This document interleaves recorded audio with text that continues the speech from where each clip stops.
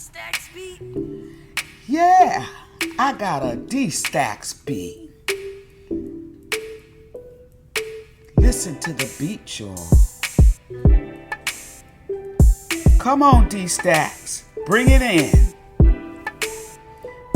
Hey, hey, hey, hey. Woo!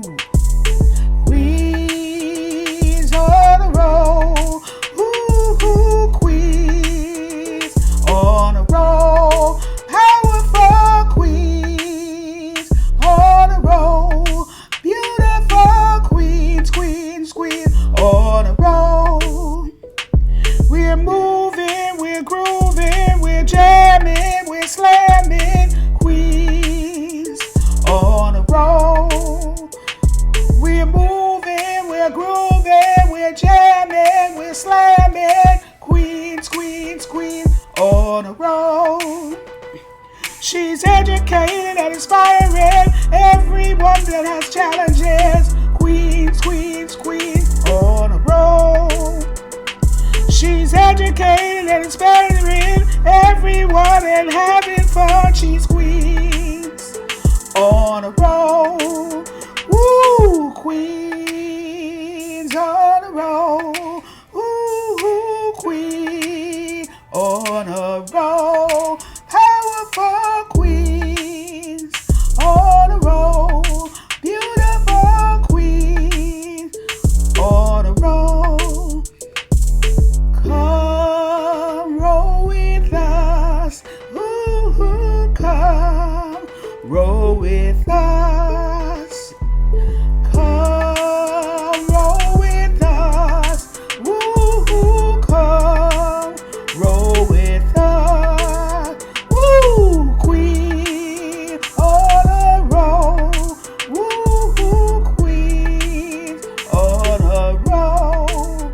Ooh, queen.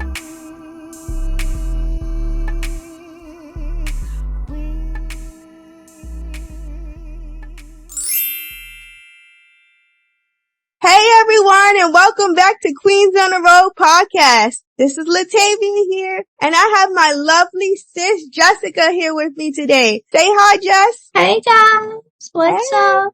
How are you feeling today? Good, how are you? I'm doing good. So today I brought you on the show to talk about your disability a little bit and to talk about what you've been up to, because just like me, you are a queen out here killing it. So are you ready to roll? Yes. Alright, let's roll! You got a D-Stacks beat?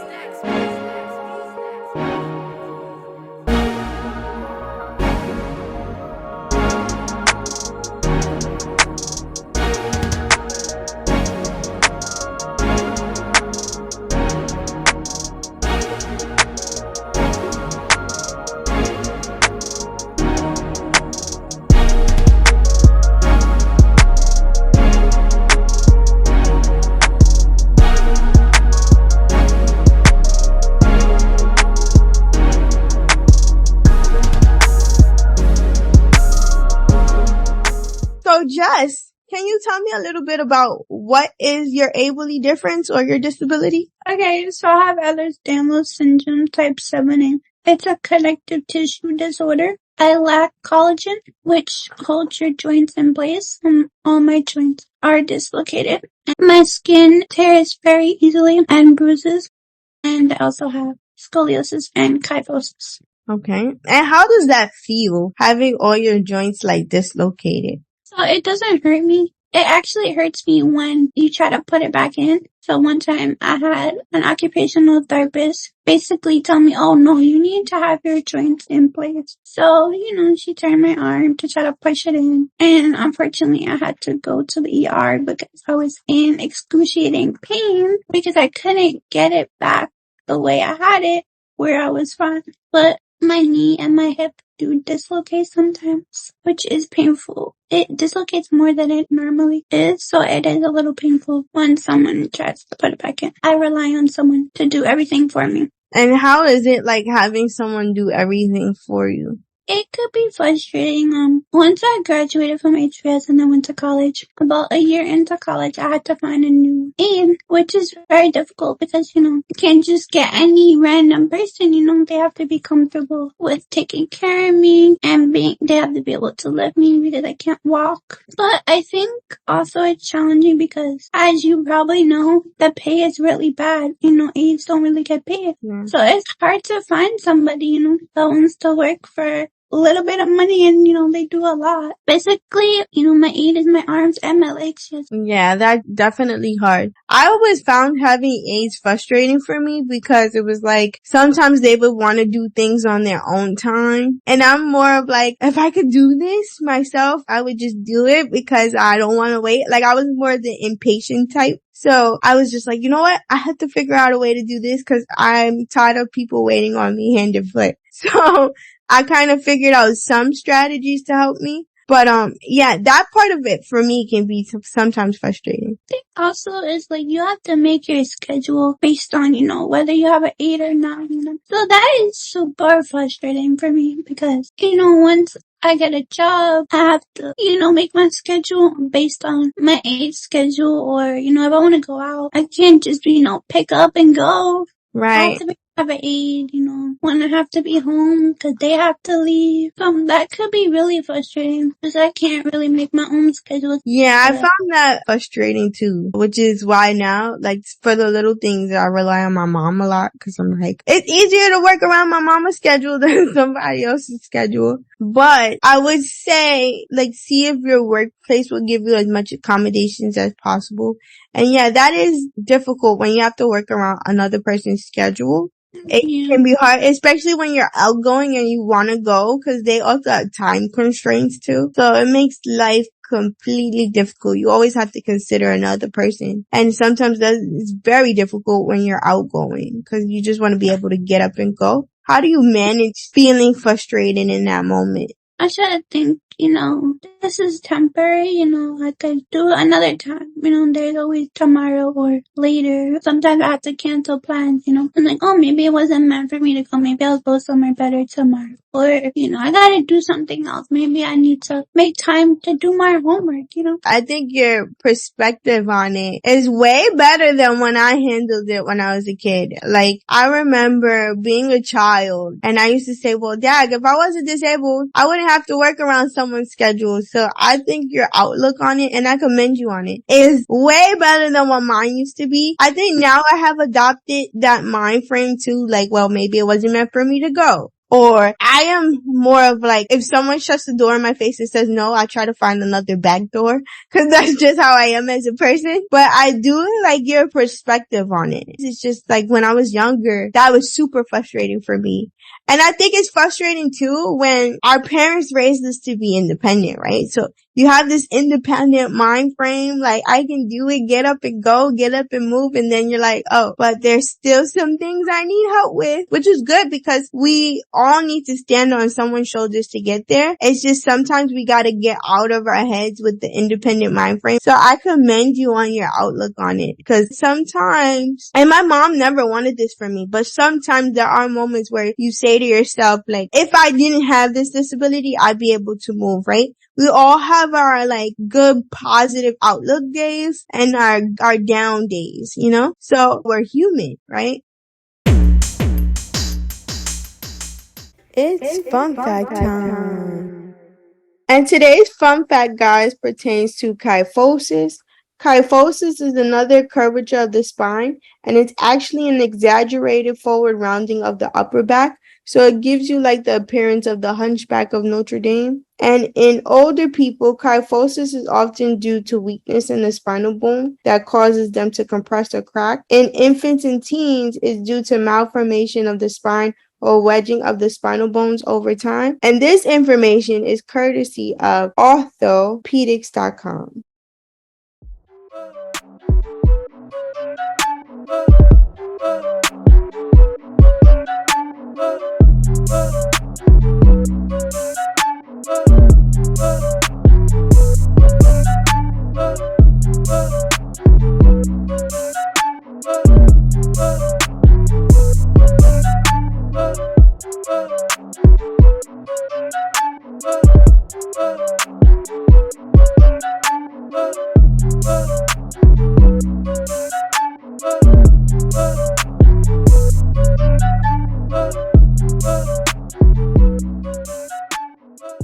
Did you have to have any surgeries like due to your disability? I've had about 33.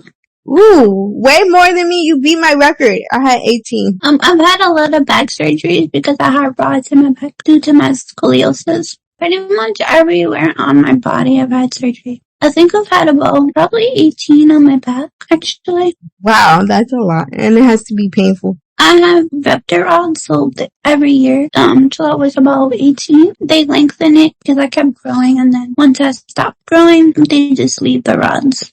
And that had to be painful because I know for me, when I had a surgery, it always felt like I was starting from square one. Did that feel like that for you? It wasn't too painful that I was getting used to it. Actually, there was always like a joke in school, like, oh, Jessica's gonna have surgery and she's gonna come back tomorrow. I didn't really go back the next day, but I did go back the same week, so it didn't really bother me too much. I just got used to it over time. I think that's the sucky part. Like, you get used to the routine, like, oh, I have to have another surgery. Cause for me, it was surgeries through growth spurts. So like, every time I had a growth spurt, I had to get a tendon lengthened, hamstring done, or if the hip came out the socket, then I had to go put it back in. So yeah. Any challenges you face now, like with your disability as an adult? I think as an adult, I'm definitely a lot better. I haven't had surgery over maybe 7 years. That's good. Yeah. So definitely a lot better. I do have spasms, so that gets worse as I get older. And I also had hamstring surgery like you, but unfortunately it didn't last too long, so my hamstrings are tight again. Oh no. But I think that's really it. I try to go to therapy even though that's hard because insurance, they don't want to cover it. Yeah, I was actually talking about that in another episode. Either insurance doesn't want to cover it or you can't find it.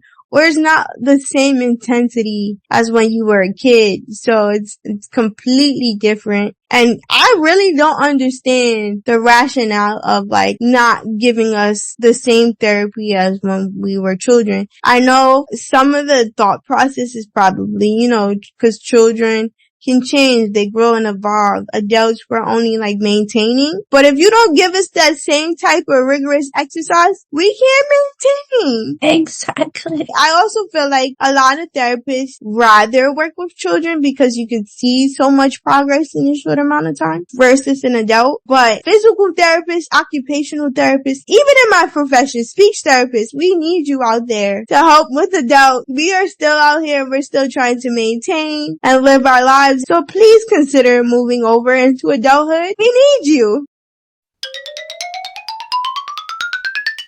Any other challenges? The biggest challenge, not with my disability per se, maybe related to it, but fighting insurance for basic equipment that I need, which I'm sure you go through as well. Oh, yes. Which is really frustrating because, I need what I'm asking for and they act like, I'm asking for an iPhone or something. And traveling. As I said before, I had an issue with Delta Airlines. They lost my chair and then finally found it and then gave it back to me broken. So that's not fun. It is definitely not fun. And it's one of the reasons why I don't travel by plane. Cause that happened to me once. Story time.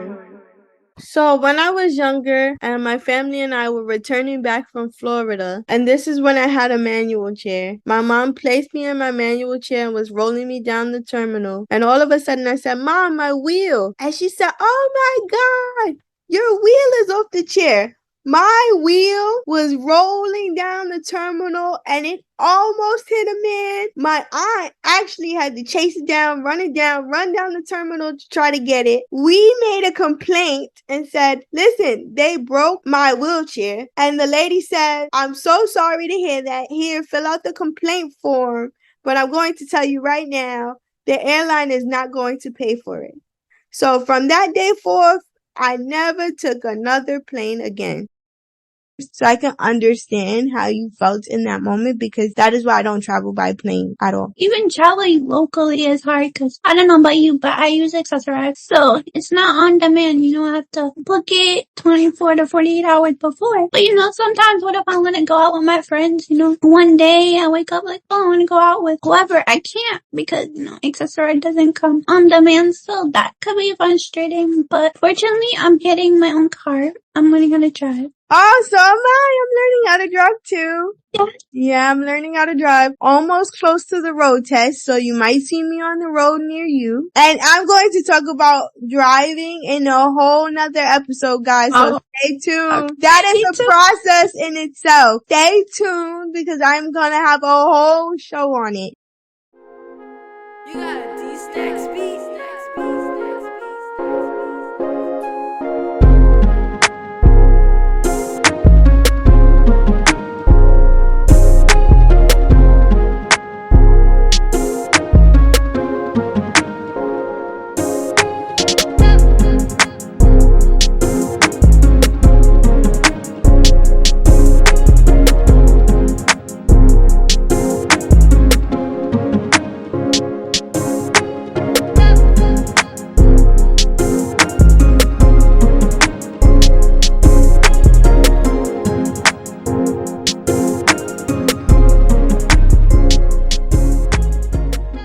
What positive aspects has your disability presented? I would say positive, giving me opportunities and experiences that other people probably wouldn't get. I go to college. Awesome. I mean, I do everything like everyone else, and I don't let my disability stop me. I would say for me, it's taught me to appreciate just the small things in life, I would say like that's the biggest positive impact for me, is to just appreciate the little things in life. What were some challenges you had going through school? Well, like you, I went to Henry Study School, so everything was pretty much catered to us, Everything was there, whatever we needed. But going to college, the most challenging was, as crazy as it sounds, but finding an accessible bathroom. That is not crazy at all. That was difficult for me too. And it took me a couple months for them to actually build an accessible bathroom for me to use because they didn't have one on campus. And, for an able-bodied person, this is nothing to them. They can just use whatever bathroom. So that was difficult to, get the funding and tell my college, hey, I need this. This is something I need in order for me to stay here for 4 years. But it definitely had its perks, I got to pick my own schedule. I finally got to be myself and not have rules. Coming from HBS, there was a lot of rules, Yeah, definitely. Something that's different from us is like I started out in general ed, right? I didn't go my entire time through HBS. So one question I'm going to pose to you is, did you find it difficult, like going through the entire time through HBS and then having to go through college? How was it navigating, like being ably different in an able-bodied world? Definitely. I remember my first day at college. I was looking through as many wheelchairs as I could find. I was actually sitting between a tree and a chair, and I remember saying, like, I feel like I'm the only one in a wheelchair. It's just so weird, Someone from HBS, I've seen so many wheelchairs, and now it feels like I'm a little person in this big campus, looking for people like me. I think I found like 5 wheelchairs, and I remember just trying on campus and wondering, like, am I really gonna fit in here? Right. So definitely socially I felt out of place. It took me a while to make friends because, coming from HBS, you pretty much make friends right away, people in your class, and you form your friend groups. But in college, it was kind of hard. I didn't want to just go up to someone, hey, you want to be my friend? So that was really hard. But not even just socially, academically, I struggled a bit. HBS, the work wasn't challenging enough. Mm-hmm. So I didn't feel as challenged. And then when I got to college, that's when it really hit me, this is really challenging. The first year, I got A's and B's. And then towards the second year, I finally got more A's and I adjusted better. It definitely was different also because professors, they're not like teachers, they don't really get to know you, maybe they know your name because you sit in the front, but they don't really know you. So it was kind of hard because I didn't want to ask questions, I was shy. Yeah, so I was gonna say, like, it's kind of tough too when you're shy versus like more outgoing. So like when you're shy, you like to keep to yourself, and then you gradually make friends. But I don't know, I'm starting to realize that being ably different, you kind of have to be more outgoing. And this is just my personal opinion. You have to be more outgoing because people are like so afraid to come up to you and get to know you. So like you have to have like that outgoing, bubbly personality to be like, hey, it's okay to approach me. Like if you have any questions, it's okay to talk to me. And definitely college is different. You really do have to do a lot of advocating for yourself because if you don't, they're not going to give you everything that you need. You were talking about having to fight for an accessible restroom. Did you really have to put up like a challenge or were they more like willing to do it? So it took about 3 months just because of funding, and they had to pretty much fit it in their budget what I needed. But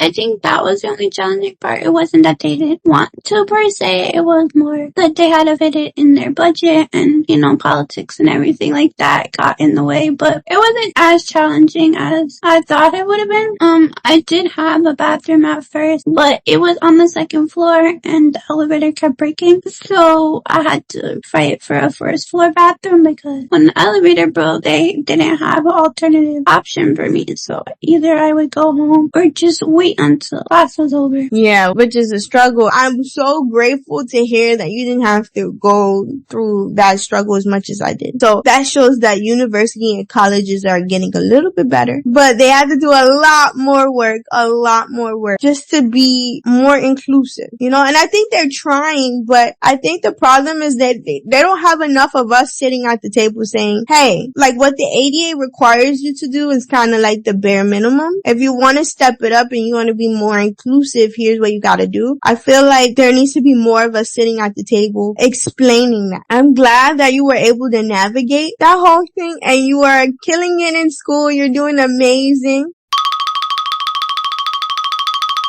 Can you tell us some more about what your future endeavors are? Well, I got my bachelor's degree in psychology, and now I'm going to grad school to be an elementary school teacher. Ooh. I'm studying general education and special education. I don't know what type of teacher I want to be yet. I want to do 1 through 6 though. Okay. So I have 2 years for grad school, and then I plan to be a teacher, and then I plan to go back to school after about 5 years or so and get my administration license so I can be a principal. Ooh, those are very lofty goals, but I know you can reach them. What made you want to do general education and special education? Because I want to see more inclusion in classrooms. I think even though they say the classrooms are inclusive, I think that you can see the gap between disabled people and able-bodied students. And I want to close that gap and make sure that there's more inclusion in the classrooms and not just, that disabled person in the corner with their para trying to keep up with the class. I want to be the teacher that includes everyone and make sure that activities are adaptable and that the student can do everything else just like their classmates. I definitely agree with you. Even in my profession, I'm like, there needs to be more inclusion and you need to make everyone feel as one. So I definitely agree with you and I support your mission 100%.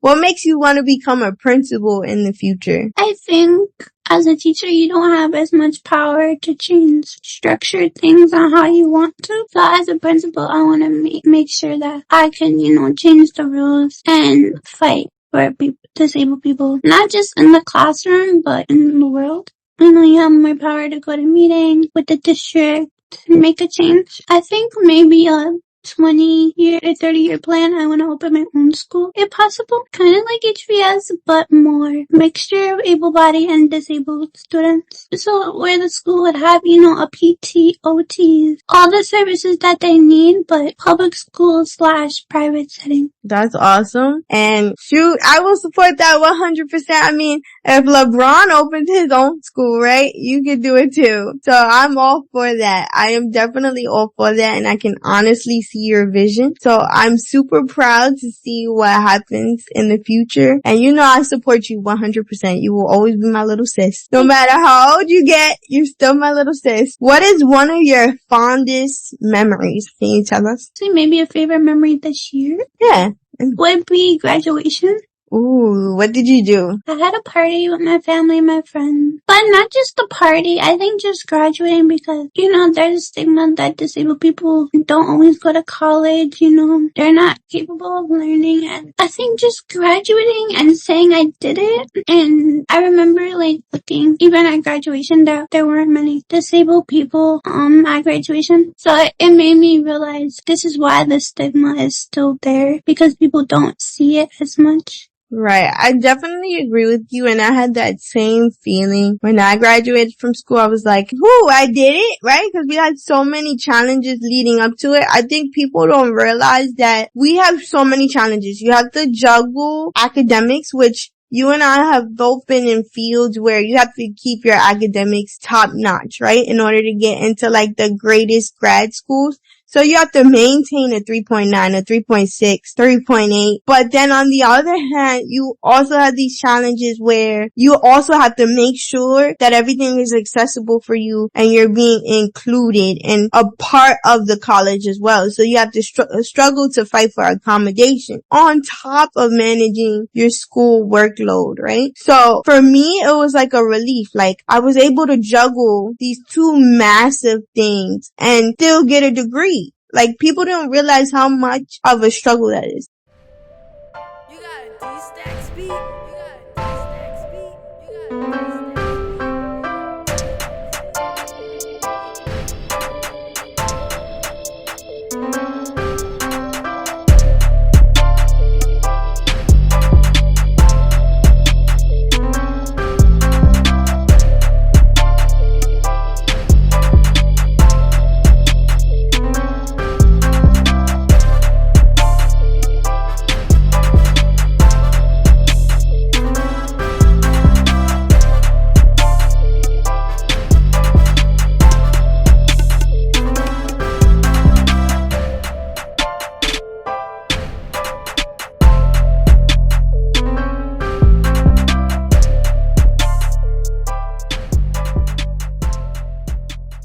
So, I like to always end my show with a quote of the episode. Do you have any quotes for us? I always say remember to find happiness in every day. Even if it's finding your favorite book you like to read and reading it for 5 minutes. As long as you at least smile once, it's a good day. Right? Yeah. And I love that quote because that just means to enjoy every little moment of life, right? Even if you're having a bad day, find the sunshine in the rain, basically, right? So I definitely love that, and I definitely try to embody that. Let's just find a little bit of sunshine in the rain. So that's all we have for you today, folks. Jess, thank you for coming on with me. You are awesome. Can't wait to see the great things you do in the future. Thank you for having me. You are so welcome. Thank you again for coming on. Thank you guys for supporting, liking, sharing, and subscribing. You guys are amazing. You guys are awesome. If you would like to continue to support Queens on the Road, I have a Patreon account. You can pick any tier that you want. Subscribe to it. Subscribe to our YouTube channel. Subscribe to our Instagram. You guys are amazing. You guys are awesome. Thank you again, Jess. Thank you, everyone. And we are rolling out. Say bye, Jess. Peace out. Keep rolling.